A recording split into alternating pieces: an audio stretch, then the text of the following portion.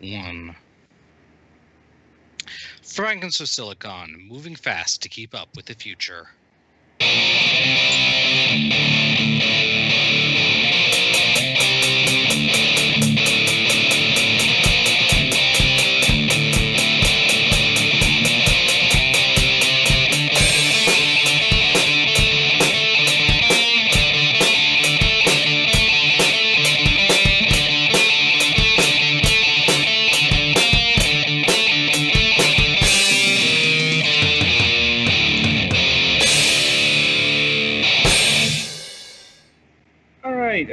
Welcome to another installment of Fragments of Silicon.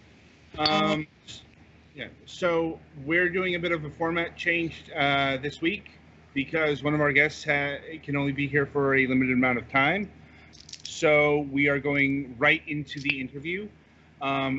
Today we are welcoming Adrian Bauer, Jonathan Gear, and Joe Remy Madison of DPad Studio to the program. And Simon. Yes, and Simon. Okay. Sorry, I didn't see. Right, you were with someone, so. Yeah, he's Simon Stefans Anderson. So that's good. Thank you. Really, a good portion of you guys here. Yeah. Right. So, why don't you all introduce yourselves to the audience and what you do at DPad? Okay, my name is Joe, and I do programming, and I do a lot of, the paperwork and stuff like that. The things that are boring but needs to be done. Yeah, I'm Simon Anderson. I'm the art director for the team. I basically draw all the pretty stuff, and then I get all the others to do the hard work. I'm Adrian Bauer. Oh, you can go ahead, man. Okay, sorry. I'm Jonathan Gear. I'm the composer for OwlBoy, and the sound designer, or about, what do you guys think, 80% of the sound design? So I'm the audio guy. I'm Adrian Bauer. I do level design and other design stuff. All right. So it's been a while since we've had this many people from Ascendant Studios. Let's see. Typically, when we get started, we like to get to know the people behind the studio, and we like to start with, how did you all get interested in video games? We're huge nerds. I guess I could kind of start that, and we can snowball downwards. I suppose I got started because my dad played a lot of video games. Me and Joe are Norwegian. And, back then, I lived in the northern part of Norway, a little town called Tromsø. And my dad was one of the first people there to have like a proper computer. So I got introduced to stuff like Police Quest and SimCity pretty early. And then he got us an NES, and we've sort of been hooked ever since. Yeah, and me growing up, I played Nintendo for the first time when I was 6 years old, and it was Super Mario 3. The one where you get a raccoon suit and you can like fly and stuff. And funnily enough, when I met Simon, one of the first things he said was that OwlBoy was kind of a spin on that game, and I guess that's why it like resonated with me right away.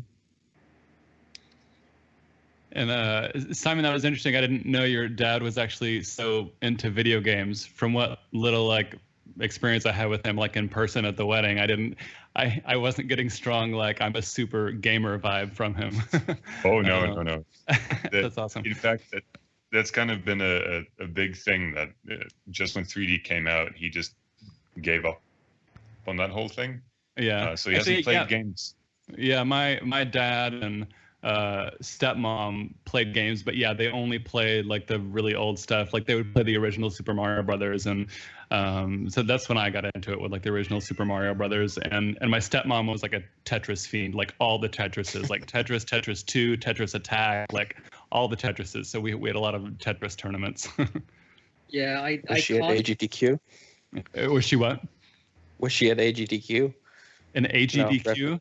No, at Awesome Games Done Live. Oh. Yeah, because I caught my mom and my dad playing Super Mario 3 while I was sleeping, and they never played anything again. Yeah. Actually, They're I don't filled think you with guys shame. know that. Yeah. I haven't shared this with everyone yet, but I said that my dad hasn't played any games since, but he actually made it a point to complete the entirety of OwlBoy now, so that's happened. Oh, that's awesome. Yeah. I'm working on it with Roberto, but we dropped it a little while back. But I think we'd made it like through the first dungeon, but I'll have to get him back onto it. Right. So along those lines, how did you all get interested in making video games for a living? And indeed, how did DPad Studio form? Well, DPad Studio and how it sort of started are two different different stories. Now, All right. Jonathan and Adrian were.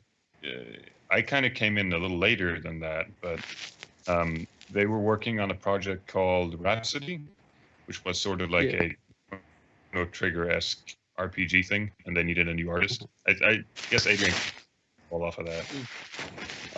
Yeah, so we were working on that, and Jonathan and I didn't talk directly. We just kind of knew each other. We're working on the project, I guess. I was doing backdrops and assisting with some programming on that. And yeah, we had this cool guy who had cool artwork step in, and because our friend, well, his tag was Hellfish at the time, but he didn't have the time to do artwork anymore, so he stepped down. But the game kind of crumbled under the weight of the programming language we were using, Multimedia Fusion, and so we started working on a prototype with in XNA. It just come out, and then we just started rolling after that. Started organizing a lot better. Eventually kind of turned it from a prototype into something that was looking like a real game.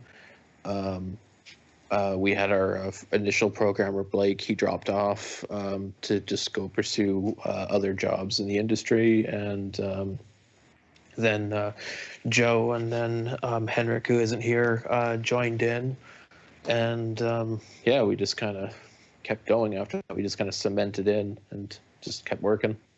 Yeah, it was kind of a long process for that, because we initially had worked under just kind of the DPad synonym for a little bit, and then time came to put on our big boy pants and become an actual company. And Norwegian law is a little finicky. Establishing a company is also fairly expensive, so we started out with something called a DA, which means that essentially you are the company.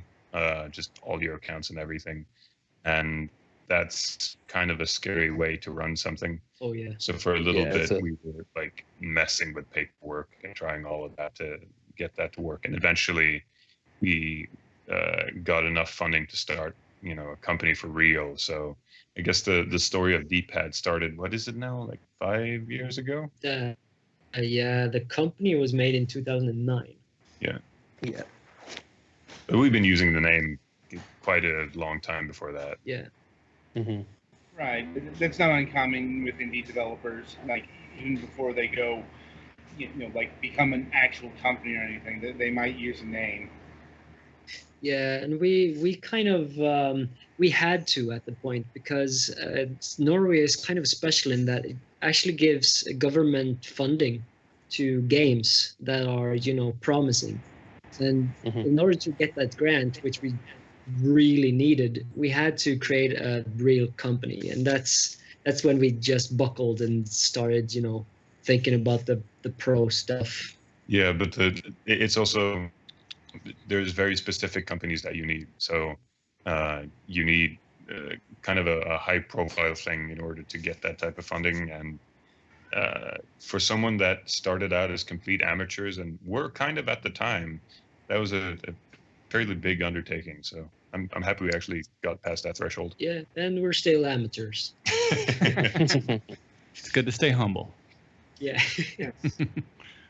Yes, though it's also good that you've got all your business affairs in order. Not every indie studio out there has that, unfortunately. No. We were lucky because my dad is actually an accountant, so he helped us through a lot of the paperwork and stuff. Hadn't it been for him, I would have probably not known still how the hell I was gonna do all that stuff.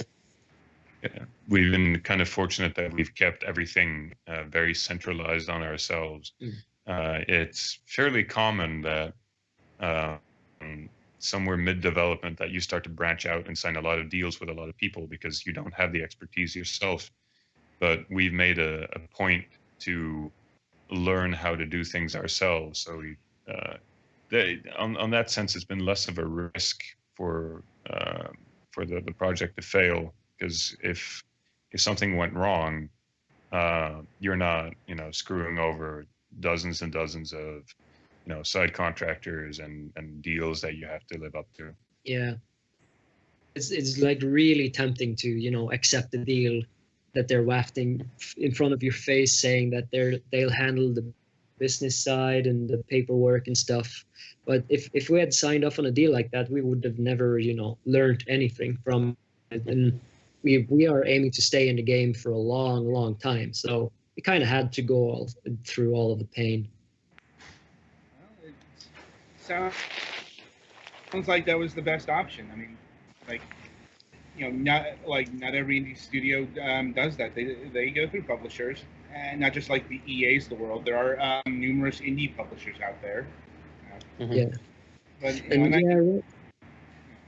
because right now, sorry, because right now it feels like we don't owe anyone anything. We just owe it to ourselves, all the work we've been, it was really hard at the time, I think, to at least, well, I mean, I don't know if I'm speaking for some of you guys because you dealt more with like turning down all the publishing deals, but it seemed like maybe it was kind of hard. Like it was like really tempting, but like I think we're all really grateful, like in the long run, that we were able to complete the game and go through all the kind of trials and tribulations of doing it ourselves, and also reap the benefits of doing it ourselves too. So it was kind of a painful process, but one that paid off in the end. So yeah, and it gives us something to talk about. Yeah. Yeah. It is kind of funny that you mentioned the indie publishers, though, because back then, I mean, it is great to think about now, but it has been like 9 years of development on this thing, and back then that wasn't really a thing. Not only did we not have the option, but if you were doing a traditional publishing route, no one would touch that kind of game that we were making. The people that got publishing deals were people that were like pretending to be AAA when that happened. So we always sort of knew that we had to do it ourselves. So the fact that all these options have shown up later, that's good for people that are starting out now. But for us, it was like that was what we had to do, and it ended up working in our favor, thankfully. Yeah. No, I get it. We get a lot of first timers on the program, and they have varying answers to that particular question. But yeah, it has gotten a lot easier to get your game out there. But anyway, before we get like too bogged down on this conversation, I think we should get to OwlBoy. Oh yeah.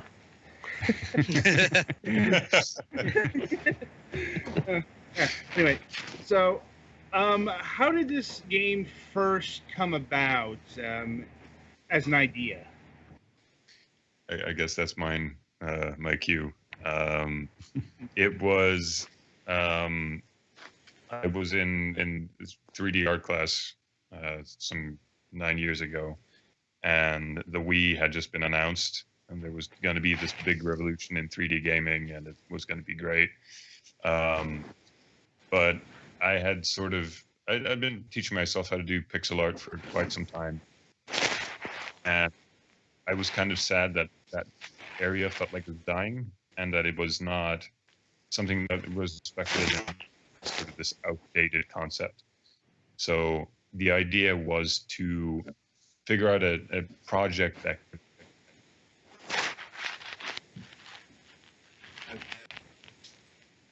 Oh, Oh. Did. you were saying? Did someone's connection drop? It sounded like we lost Simon. Oh no. Looks like Simon is with. Joe dropped. Oh no. And Simon was on that end. Oh, okay. Yeah, Joe and Simon. Or it's the hotel Wi-Fi probably. I should say Joe's connection dropped yes. since someone else was on that. Yeah. There's Joe. Oh, Yeah. Hello. Are we back? Yes. Yeah, Yes. there you go. Okay, that was odd. Yeah. I think You were I talking think about what the I was Wii- saying. yeah, you were talking about the Wii had just debuted and a revolution in 3D game technology. Yeah. And you were So- sad pixel art was going out of fashion, yeah. It was which Well, I can not so much sympathize that- with. it was not so much going out of fashion as it was it was more that it was viewed as something that was outdated back then. Like you had to pixel art was somehow meant to compete with the fidelity of 3D instead of just being its own art medium. So the idea was to find something that could, show the strengths of the medium that could, live side by side with everything else. And then it was just a bunch of weird ideas like the flying mechanic in Super Mario 3D and Icarus, which was a really fun game, but what if you could explore more and that sort of thing. So that was sort of the basis of it. And then I started pitching it around to the rest of the team, and they came up with their own fantastic ideas. The stuff with it being centered around an owl was, I think, tried a dozen different designs until I ended up with that. And I sort of knew all the basic characters from the start, but I think it took the hard work and dedication of everyone on the team sort of pitching in their own interpretations of this to sort of make it what it was now. Not an uncommon thread. Everyone who works on the project can leave their own imprint on things. But I suppose the most pressing question is, why did it take 9 years for OwlBoy to get completed? Yeah, that's the one. yes. One I've of got the, so many sarcastic answers. one of the huge things that happened to OwlBoy was we went to GDC in 2010, and that's when we started to develop a taste for showing the game around and having like a crowd play test it.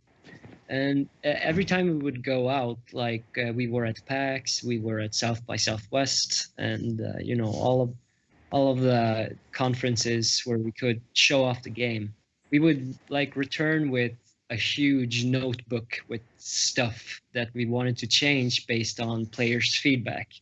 So every time we came home from a conventions, we started changing the game drastically. Yeah, and it wasn't. I don't feel like it was mindless either. Back when we were planning on releasing the game in, what was it, 2010, 2011? 11. 2011. I still remember that trailer I made. Yeah. It was coming 2011. Yep. Oh man. No. But the thing was, when we released that demo to people, the expectations were so enormous, and again, it was this. People still had this AAA mindset that if you were going to release a game, it had to be this and this big. So immediately after the demo went live and we got all this feedback, it was like, okay, if we're going to release this game, it has to have huge sprawling open areas and a compelling story and all this varied gameplay and all that. So we started implementing that, and then eventually we realized that some of these things aren't actually fun. And if we're going to give people what they're hoping for, it isn't going to be all this extra content. It's going to be some content that they really enjoy. Mm. So the past, I think, 2 years have been mostly just cutting things, just getting rid of all the junk that doesn't make the game fun. Yeah. What sorts of things were those? Oh, should we spoil some of them? Well, there are some things that have already been found. Like we had a couple of boss fights that like are still functioning within the game, but we removed them from the story. Yeah, there were like you had robot walkers that you could control, and there's a few extra dungeons that we removed. There's in fact, the second city you get to was meant to be fully explorable with like tons of rooms and characters and things, but in that case, I should stress that it wasn't. That was. Did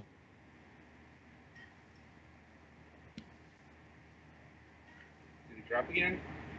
I think that was someone else. But yes, someone dropped again, I think.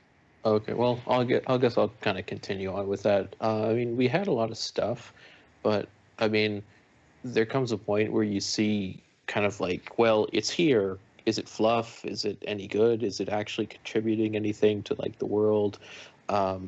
You kind of you evaluate everything to see what exactly. I mean, at its when a game's weakest points kind of come up, then it's like, oh, that kind of drags things down. It can drag the whole thing down, but we kind of looked at it sort of we would just do as much as we could to mitigate whatever was not the greatest, and focus on polishing up everything that was good and great, and just take out anything that was just excessive padding. I mean, there was stuff that would have been nice to put in, but would it have actually made anything any better or richer to just have content for content's sake? Because, I mean, it wasn't that long ago that a lot of games were trying to push that, like, oh, it's, 100 hours of gameplay where you just do nothing.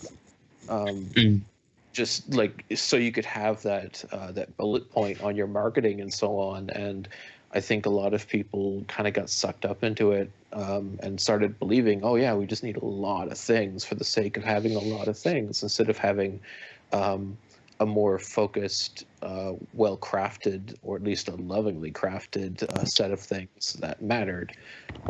So ultimately, by pulling out things that conflicted with the story we were telling, I mean, I'm not going to spoil it, but the boss fight we pulled, it completely went against like the theme of the game, or it went against the story of the game. It made like a very powerful character look laughable, because suddenly just take out this guy, and it's like, okay, what does that tell you about the game? Like, what does that tell you about the story if we're conflicting gameplay and narrative and everything? Nothing is actually flowing with each other, and we're like bumping into each other. Stuff like that really just it would have been great to have another big boss fight, but it would have actually detracted from the whole experience. So ultimately, we decided to focus on things that added something to the game, things that actually pulled their weight.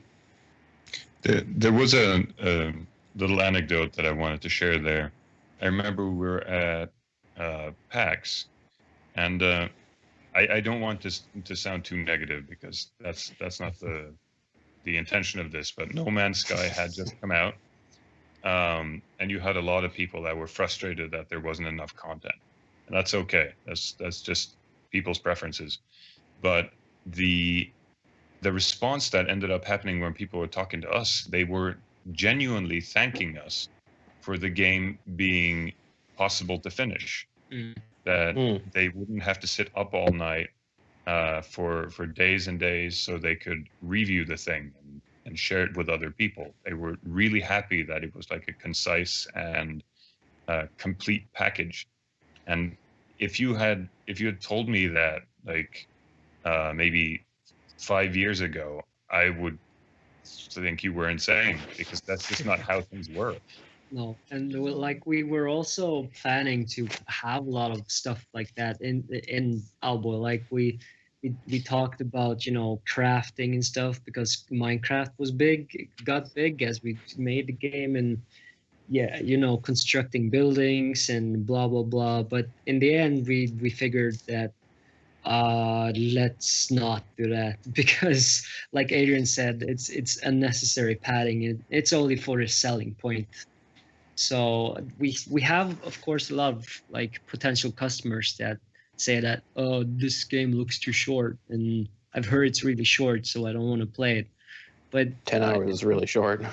yeah, you know, that's but in this case, then OwlBoy probably isn't for them. You know, it's OwlBoy has become a thing, but mostly now known for its story. So, you know, that's kind of where we ended up.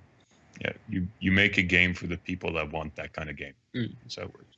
Yeah, I think there's always going to be people that are going to use that dollar amount to number of hours I am playing the game equation. However, that equation it's one works. of the easier ways to. Sorry, I think a lot of people fall into that because it's one of the easier ways to, like, mentally judge a purchase's value. Yeah. But you lose out a little bit because it's like, how good are those hours? Yeah, and what was your like experience like? Was the experience worth it? And yeah. It's more than just purely like a number of hours to dollar amount. I remember when Twilight Princess came out, everyone was like, yeah, it's like 50 hours longer than the other one. That was the big selling point. It was very strange. Yeah, I think we had this conversation yesterday with our guest, and you know, it's not just a matter of how long the game is; it's a matter of, you know, how much time do you have to play the game. You know, like, especially as an adult, you have other responsibilities to care of, and you can't really hunker down with the 50, 100-hour games. Yeah, that's a point I made elsewhere, and I hope it doesn't sound too cynical, but I do get the impression that the people that have time to play these games are mostly professional streamers now. It's, if you're going to play all these new games that come out and that have like endless roguelike elements, or they have like constant updates, or you need endless grinding to get through something, you need to actually have dedicated time for that, and most people don't. And more power to the people that do have that it would be great to have that job, but I have a feeling that there is a value to having an experience that you can finish. Yeah, definitely. Like, well, one of the reasons why I don't, you know, dare playing stuff like Stardew Valley and like the other things that take a lot of time is because I'm afraid I'm gonna lose so many hours that I'm just gonna get addicted to it, and it's kind of dangerous. And we've played Terraria for so many hours, and these days we just avoid it. Yeah, that's funny because that's happening to me right now with Stardew Valley. Like, I just started it like about a week ago, and I'm like, oh my god, like, stay away from it. You got to check your pumpkins, man. I know, it's like, I love it. No, I hate it. I love it. I hate it. Yeah, one of those kind of games. One, I was going to just add quickly because I don't have a ton of time.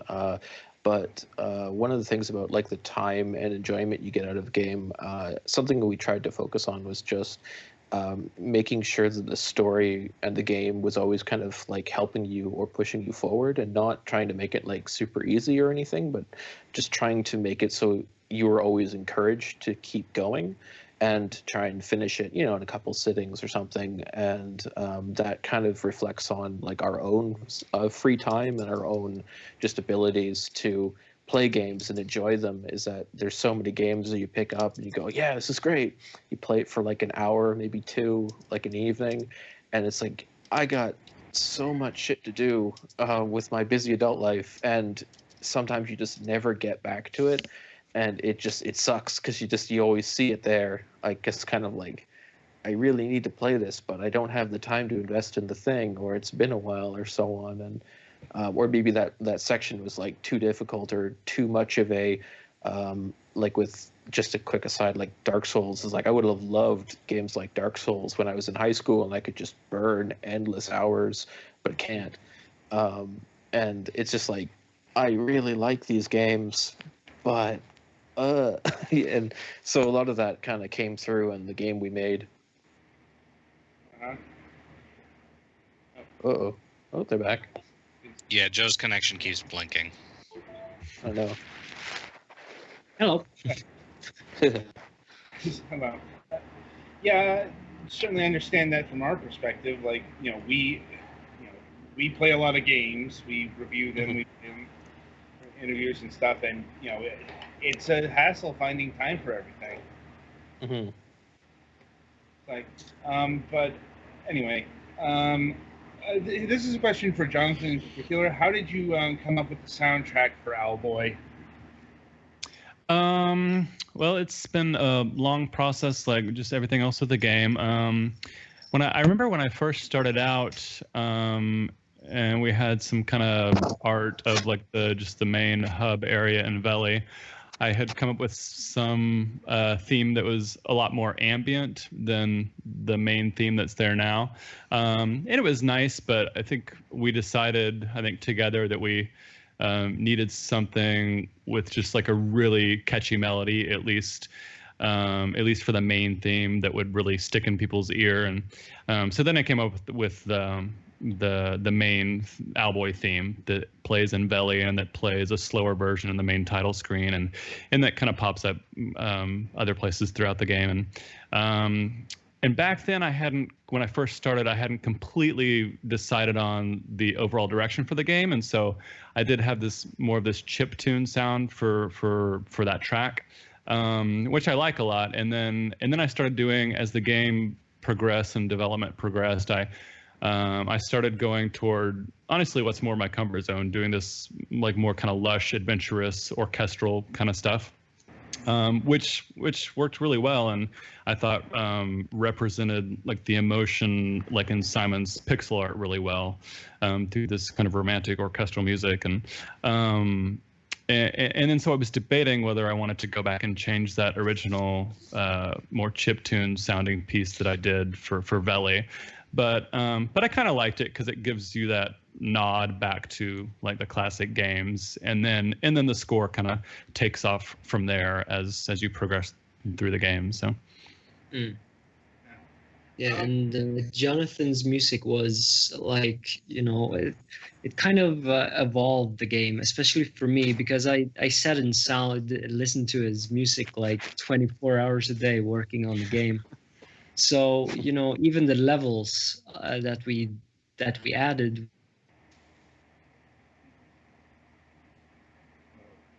Uh-oh, we're losing him again. Yeah, right on schedule. Oh, no.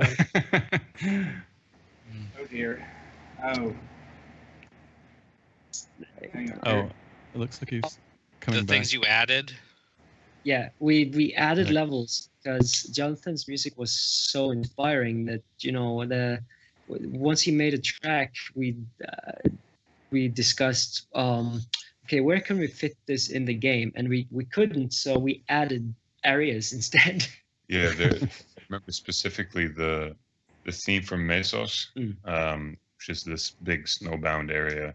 It was meant to just be something you walked through like 2 paces, and but the melody made was absolutely gorgeous, and it sort of set the entire tone to this melancholy, strange place. It not only affected the story, but it became sort of the main theme of despair in a lot of cases. And there's some themes that it was kind of like a side thing that we had Jonathan do for potential things that we wanted to add to the game. I remember by the end of it, there's a theme called "Such a Perfect Peace" that we wanted to have in the game so badly, because it perfectly encapsulated the theme that it sort of cemented a lot of the ideas that we had, and it turned out that a story progression that we had planned for a little bit just ended up fitting perfectly for that right before launch. We just got it in there. Henrik, who unfortunately isn't here, did a fantastic job putting that in a little hidden secret area. If it wasn't for Jonathan's music, I don't think we could have even thought of that. No. I'm gonna have to just. My time is done. Sorry. All right. I'm gonna have to sign off. Yeah. All right. Thanks for having me. I hope you guys have fun. No problem. Yeah, man. See you later. Yeah. Have a See good you one. soon. Bye, Adrian. Right. So continuing on forward. How difficult was it to create the pixel art for OwlBoy? Difficult. It's hard to quantify it, I suppose. I've been doing pixel art for quite some time, and I suppose I use fairly primitive. Oh. The episode of the disconnects. Hotel Wi-Fi is the enemy. I'd jump in and tell you about the pixel art process, but that's definitely Simon's question. Yeah, it's our hotel. It's got crap in. That'll happen. It's okay though. So you were dealing with fairly primitive software programs, I think you were saying? Well, I've always kind of stuck to the same thing. I started making the game in MS Paint, and then I actually legitimately, I'm not lying, bought a copy of Photoshop CS3, full price, and I've been using that for my entire career. Oh man, big spender. Nice. So I've been. But yeah, I think the original MS Paint, not so much the Windows 7 version, Windows 7 and on, is actually pretty good for sprite work because you can zoom way in and you can get all the colors exact and stuff. Yeah, it was pretty decent. The only thing it lacked was like layers and tablet support. Yeah, A lot of things. But in terms of making the pixel art, I mean, pixel art is like any other medium. I mean, if you figure out how to make it, then it's just a process, just like everything else. The animating and stuff like that, we made our own proprietary software to kind of transport GIFs into animations and spreadsheets. We found ways to make tile sets more interesting. But I should mention that sort of the technology at the time influenced the way I had to do pixel art in OwlBoy. Adrian briefly mentioned that we started out with this wonderful thing called XNA back in the day that now doesn't have any support. Before we could figure out how to do proper tile sets, we just used flat textures. And so since we couldn't have like hundreds and hundreds of textures on screen back then, I tried to make very big assets that could be combined in any way so we wouldn't take up too much screen space. So we ended up with this very strange organic looking tile set process that we ended up making a level editor for. So yeah, that's one of the things I noticed when I was playing the game is it doesn't look like it's made out of tiles as obviously as a lot of sprite games are.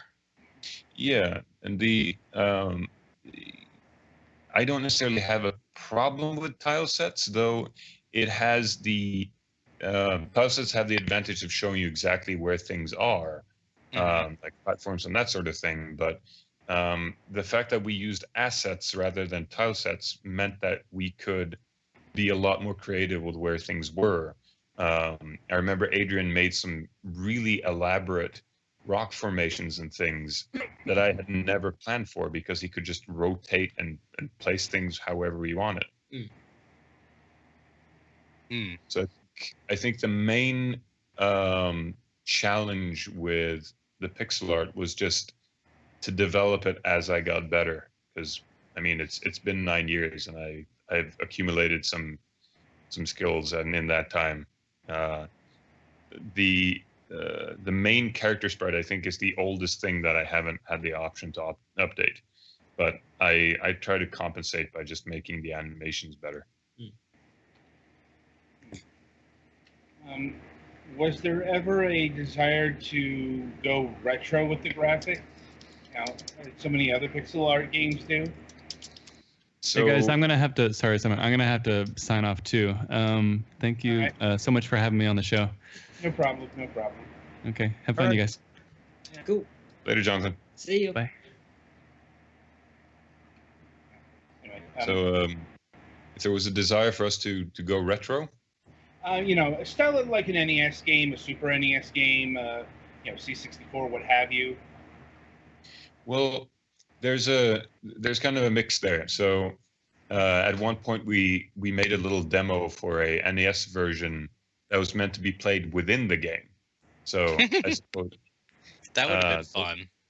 Yeah. there's a big screen in one of the laboratories, and we were considering doing that, but that was more of a little fun side thing because it's sometimes fun to mess with restrictions. But in terms of retro, it is a very strange term sometimes. There's adhering to the limitations of the thing that you're trying to imitate, or there is getting the general feel of it. And if you're doing the general feel, then you should probably, try to incorporate as much modern stuff as you can to make it more of a seamless process. In OwlBoy's case, I realize that it's surprising to some, but I never attempted to make it look like an SNES game. It was the idea was to kind of it needed to be consistent with itself, which meant once I had established, a certain amount of colors and a sort of certain amount of fidelity in the animations, then we needed to keep that consistent, or else it would feel jarring. I don't think it really does look like an SNES game. It looks more like some of the PS. And they dropped again. Yeah. Give it a bit. Are you back? Yeah. Yeah, it looks more like some of the. There weren't as many sprite games on the PlayStation, but some on like the PlayStation 2, like some of the Mana games, like Legend of Mana and stuff. It looks closer to that. It's a little bit richer and higher detail than most SNES games are, I think. Yeah, the PlayStation had the advantage that you had kind of surpassed the limits of what you needed for pixel art. So you could, aside from the technological aspect, you could pretty much do what you wanted at that point. And I feel like what we were trying to do was just be respectful to the medium that we were trying to display. Stuff like, let's say, pixel rotations, we ended up having to have a few, but we tried to avoid that as much as possible, avoid gradients. And it's not, purism, this is bad for pixel art, you should never use it. It was to stay consistent to ourselves and sort of, if you were an artist and you were studying this game, we wanted you to go out and say, like, this is a good example for how to do this. Because that was one of the goals that we set out with when we started development. We wanted it to be sort of a textbook example of, if you want to do high-end pixel art without anything other than your own self-imposed restrictions, this is what you do. Well, it definitely ended up looking really good. Thank you. Yeah, they're working with Simon Sprites was you had a limited amount of space because his his assets were so detailed and rich that you kind of had to find a way to get as much of it on screen at the same time, but not make it look cluttered. So what we ended up doing was we had to redesign a lot of the levels, especially when we decided to go widescreen, because OwlBoy was originally displayed in like SD. Yeah, 4:3. And then at halfway through development, we decided to go, widescreen, and that we actually had to go through the entire freaking game and rearrange almost all of the backdrops, and make sure that even though there's a lot of detail, it doesn't get all cluttered up.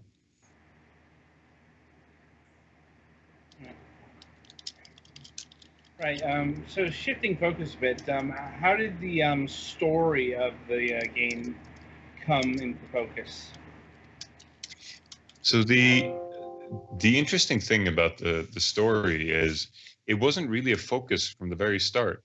I think I said this earlier today, but we sort of had an idea what the start of the game was going to be and what the ending was going to be.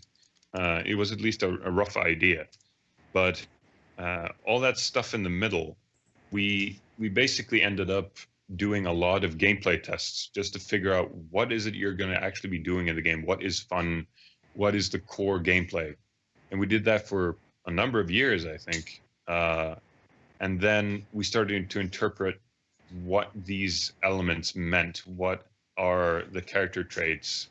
What are your goals for this section? What are your motivations here? And continuing down that path, I think we finally found the red thread in the game, maybe in the last 2 years of development. So the game wasn't actually supposed to have this heavy of a story, but it just ended up being sort of the most interesting point.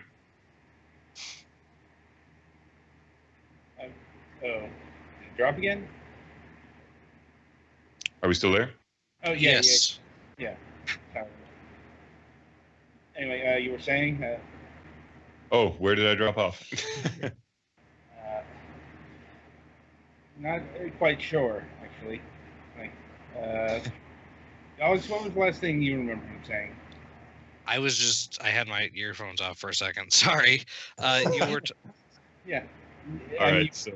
Yeah, you were talking about how the gameplay was the focus. Yeah. Yeah.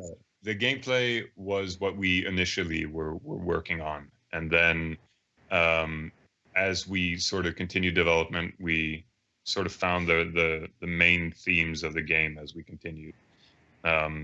Just interpreting all the sort of general gameplay that we had, what would be the main motivations for this, what characters should be introduced, what flowed the best, and then we sort of went from there. Yeah, you said you had the beginning and the end, and then you were working on the middle after that. Yeah, like we ended up figuring out how to get from point A to point B. Yeah. And what exactly was the process that you worked in there? I'm not sure I understand the question. What was the middle part?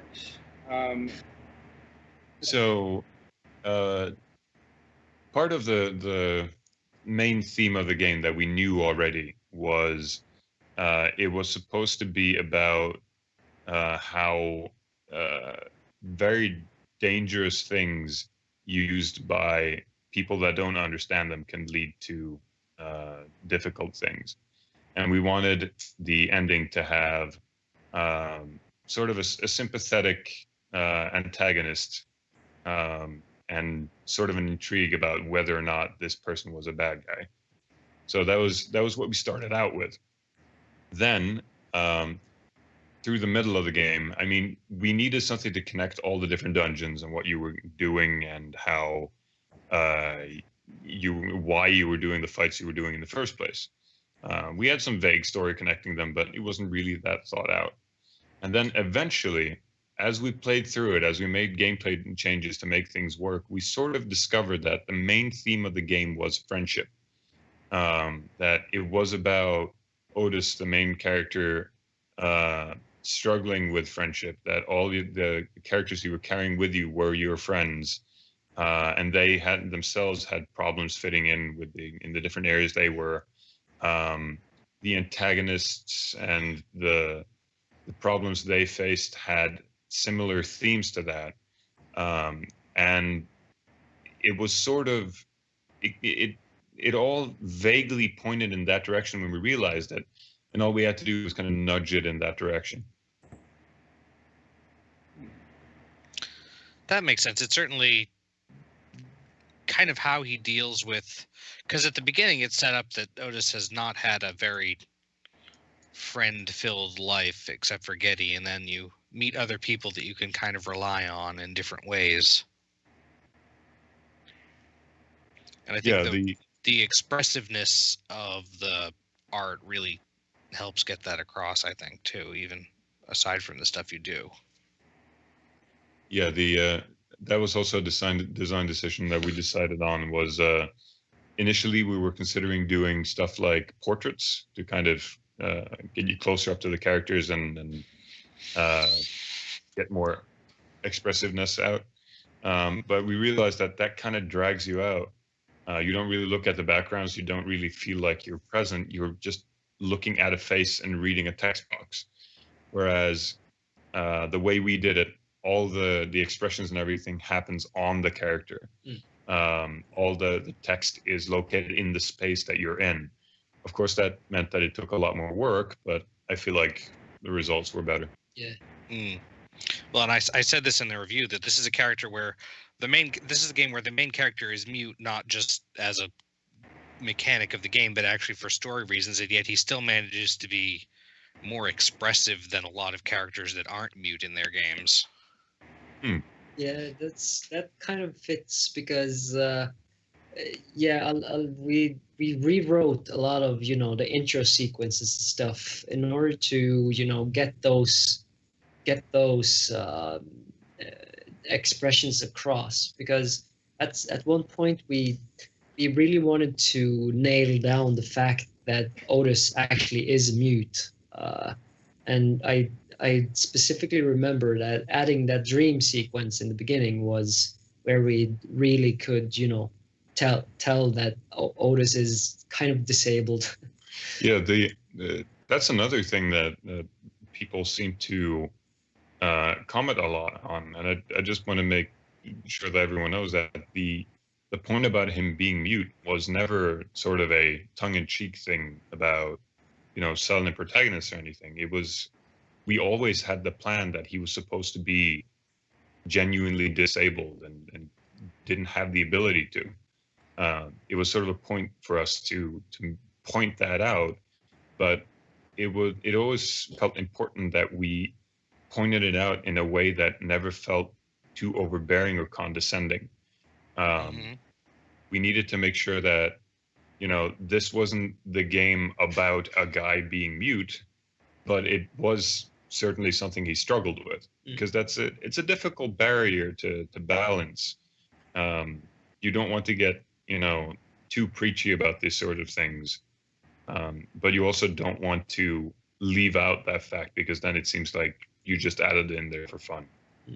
Yeah, I work at a center for independent living, to helping people with the center's work is to help people with disabilities, because my father's in a wheelchair and stuff. So that was why I spend a lot more time thinking about disabilities and stuff, and I thought this game handled that very well. Thank you. So you mentioned the game started out in XNA. Is it still using that engine, or did it move to another platform? No, we spent our entire development cycle regretting that choice.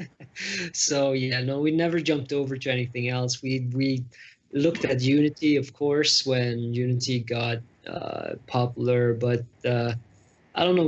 We for some reason we decided to stay the course. At that point, we thought OwlBoy was going to be done within a year anyway, so we just decided to stick with XNA. Luckily, we met some people that are really, technically proficient, and we talked to Ethan Lee, who offered to help us get the game over in something called FNA, which he had created himself. And last month, we launched on Mac and Linux, and that's all thanks to him actually figuring out how to get XNA running on those platforms, which I think is magic. Yeah, the fact that XNA Microsoft dropped support mid through development was kind of a bigger blow than I was aware of. I mean, I do the art side of things. So I wasn't quite familiar with how badly this affected us, but apparently there's been a lot of like inside tinkering inside the team to make it work. Yeah, and like we even talked to Microsoft like halfway through development, and look, we told them, hey, look at OwlBoy. Do you what can you like tell us if you're interested in stuff? And then they told us, so what did you make it in? And we said XNA, and they went like, huh? Why the hell are you using XNA? And Microsoft was the ones, launching XNA, so we had no idea how that was going to bite us in the ass. But luckily it's done now, so no more worries. Nope. This is true, at least in. Well, I mean, I suppose one of the big questions surrounding OwlBoy going forward is, can this game appear on consoles given the engine? Oh, yeah. Luckily. Yeah, there's some we're looking into things to see what the engine can handle, but the good thing now is that the consoles and everything now are so powerful that we don't really have to worry too much. But there was this very sad moment when we realized that the game was so demanding that it had problems running on a PlayStation 3. Now we've done a lot of we optimized it a lot, so it's a lot better to port over to other things. But OwlBoy is not a simple game to run, and it's not a simple game to get to work on things simply because it's had a very rough coding history. Yeah.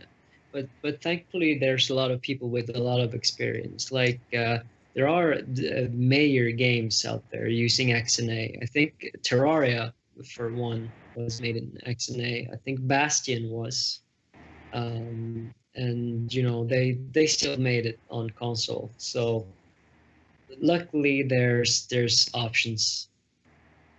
This is true. Dust and Elysian Tale was another one that appeared on the PlayStation 4.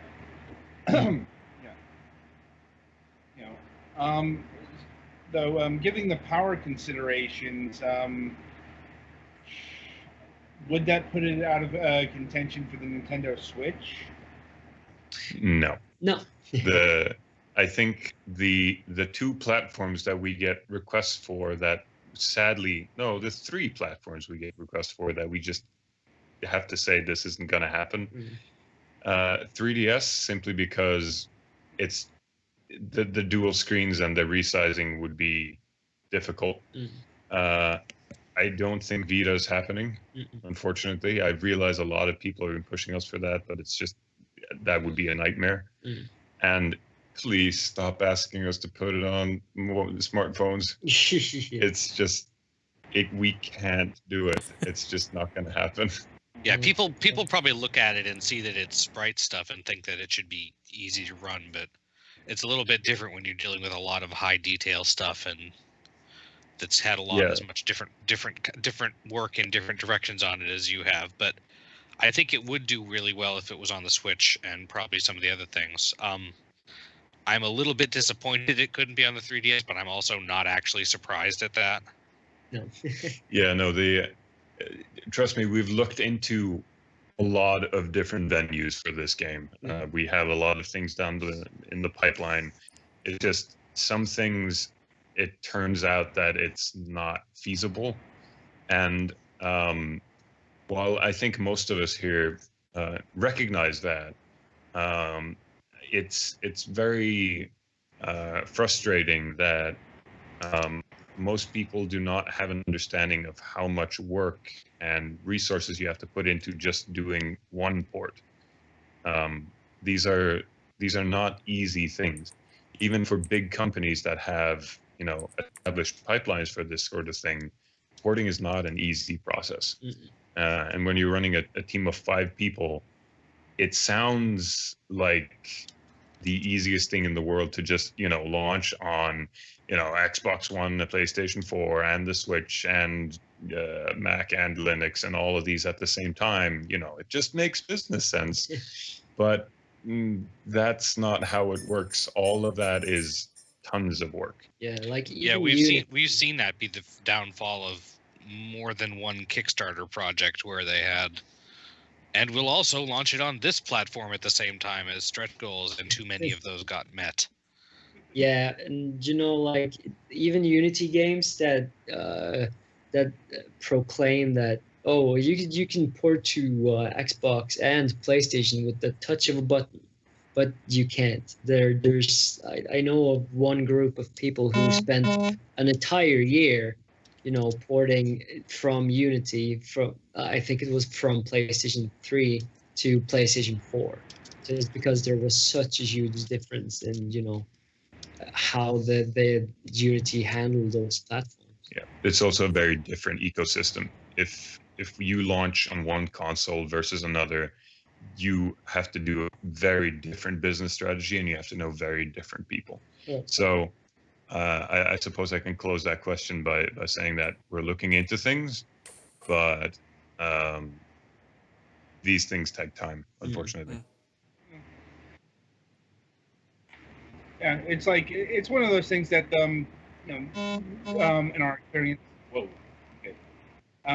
it varies from studio to studio. Like yesterday's guest mentioned that they're doing their game on PC and console simultaneously, and they have the resources to do that. Some don't. That's why porting houses exist. Yeah. Yep. And I think what would have happened if we delayed OwlBoy even more is we would have gone insane. Yeah. Like literally. So that was one of the big points of us, launching on PC first, because then we can have this relaxation period. Right now we're trying to relax. Then we get back into the game and start porting and looking at other projects once we're kind of rested. Yeah, I think we've had our first actual, not pretend, but actual vacation in maybe 9 years. Yeah. So I would say, like, if anyone deserves a vacation, it's you guys. Thank you. Well, it's not every day you encounter a project that's been gestating for 9 years and gets released and is very good and successful at it. Yeah, like sales wise, we can't compare ourselves to big AAA titles, and we never spent a single penny on marketing. So but for what the launch was like, that in one day it changed our lives. We can actually afford to eat, and that's revolutionized our lives in many ways. And that comes back to what we were saying earlier, the fact that we put in the effort to do everything ourselves without branching out in 600 directions and potentially disappointing a lot of business partners, means that we can now use that revenue to work on other things. Yeah. It doesn't. It's not the sense that we get to keep the money and run with it. It's more we can now allocate that to other things, because we have no intention of just sitting on a money pile. We need to make more stuff. Oh yeah. Well, yeah, so it goes. But speaking of which, you do have another project in the works that's announced. Vikings on trampolines. Vikings on trampolines. It's almost done. It's one of those games that we decided to work on because we needed a break. Together with Savant Ascent, which we actually launched. We've made a lot of smaller projects that were just for fun mostly, but still has the potential of being an actual release down the road. Yeah. So Vikings on Trampolines, we're likely going to wrap that up and you know, make it a proper polished title and then get it out there. But I'm guessing the next big one that we do, where we have some ideas, but until then we're kind of keeping announcements kind of on the side. That makes sense. Though, in regards to Vikings on Trampolines, I mean, given it, besides like the title, like, what is the objective in this game? Well, Exactly that. your Vikings on Trampolines. It's a 2 to 4 player co-op game. Not co-op game, I mean competitive game, where you're put into an arena with 4 trampolines in it, and the idea is to just bounce on the other Viking's head and make them fall off and die. And a it's splash of blood. And it's one of those things that sounds really silly and dumb because it is. But it has worked spectacularly well at parties because you can play it with just one finger. Yep. So we're kind of excited about getting that one out because we've been literally having people beg us to get that out there for like years. Yeah, I think it's like 7 years. Well, are you like a mobile title or a PC title? Well, we can do a lot with it. We just haven't explored it all that much yet. So, but I guess first off, it's gonna be like you know, a couch type game. So PC first, most likely, and then we'll see what happens. All right. Well, I mean, once it gets fleshed out, we like multiplayer games like that. Yeah. Like we recently played a really cool game called Overcooked, which is, you know, a throwback to the old Rumble type of games. And I just love those games because it's so easy to just pick them up and then have a couple of rounds, and then, you know, that's a natural break at DPad Studio usually.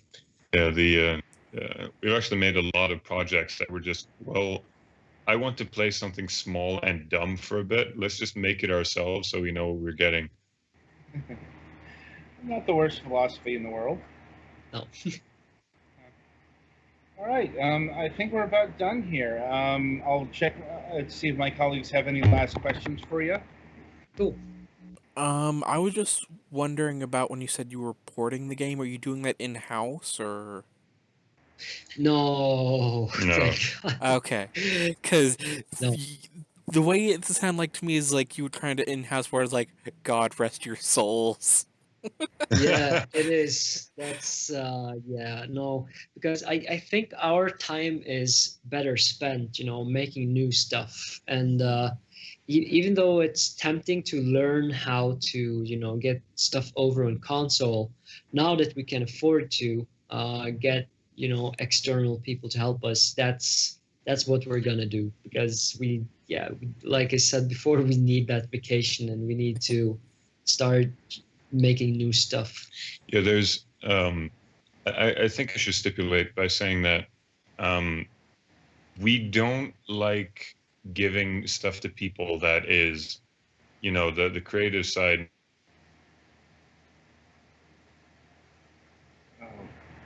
Drop. Yeah, that was a long time without dropping. So they'll probably be back. It was scheduled. There. Right on time. All right.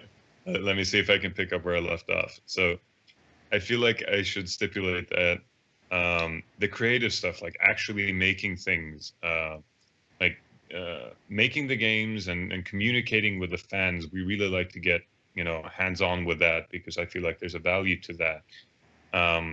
So the stuff that we are now allocating to other sources is busy work. Like if we were to sit in-house and make, you know, 20 ports to different systems, that to me just sounds like we're wasting time. We could, if we can get someone else to do that, and then instead focus on the stuff that creates more value on our end. I feel like that's what we're aiming for right now. Yeah, Right, that's the right. reason we've finished OwlBoy now, to see what we can do next. Understandable. All right, Alex, anything from you? I think we've answered most of my questions. I really enjoyed the game. I honestly, I did not have time to finish it. I kind of wish I had, and I'm still going to try. And I look forward to seeing what you guys do in the future if it's anything of this caliber. Because Well, I've always said that I need to outdo my previous project, so if I can do that. and this is particularly a genre that I'm fond of, and you did a lot of interesting things with it, like even just being able to fly around freely in what would otherwise be a platformer is kind of an interesting change. So, but yeah, I really enjoyed it, and it was nice to be able to talk with you guys. Thank you. Yeah, I hope we can continue to make twists on things that have already been done to death. Usually that's how we like to think creatively, and try and create new experiences. Right, Twilight, anything from you? I'm pretty sure all of my questions have already been answered, but I don't have a game myself, but I'm pretty sure I'll get in the near future, and sounds really good. Thank you. All right. All right. Once again, thank you very, very much for taking time out of your schedules and your colleagues. Even though they were a bit more limited, it's fantastic hearing about this. Basically an OwlBoy postmortem. Yeah, thank you. Yeah, thank you for having us, and I'm sorry about the shitty internet. Believe me, we're used to those kind of issues. I mean, we've had much worse, and it's just kind of one of the perils of live broadcasting. It's true. you learn to roll with the punches, so to speak. Right. But anyway, certainly looking forward to what you're doing next. Hopefully, we'll have you back on the program whenever that's ready to be talked about. Oh yeah. All right. Yeah. Right. Right. Given that it's almost 15 after 10, I think we're going to conclude the broadcast this week. Sorry we didn't have time to get to our other stuff. Sometimes we have an interview that runs, the whole show. It happens sometimes. So, that'll about do it for this installment of Fragments of Silicon. I believe we do have an episode of MSP happening after this. All indications seem to be that we are going to have it, unless Matt cancels it in between, now and 11 o'clock. But anyway, coming up on the Sunday reviews, this week we're reviewing Fairy Dancer F, Dark Advent, and Advent Dark Force, sorry. And Starship Titanic. And coming up next week, we have just one show, but and we'll be welcoming back Sekai Project to the program. They have a new Kickstarter to promote and some projects that they're released, and I'm looking forward to it. So until next time being about 45 minutes from now, give or take, I wish you good gaming. Bye.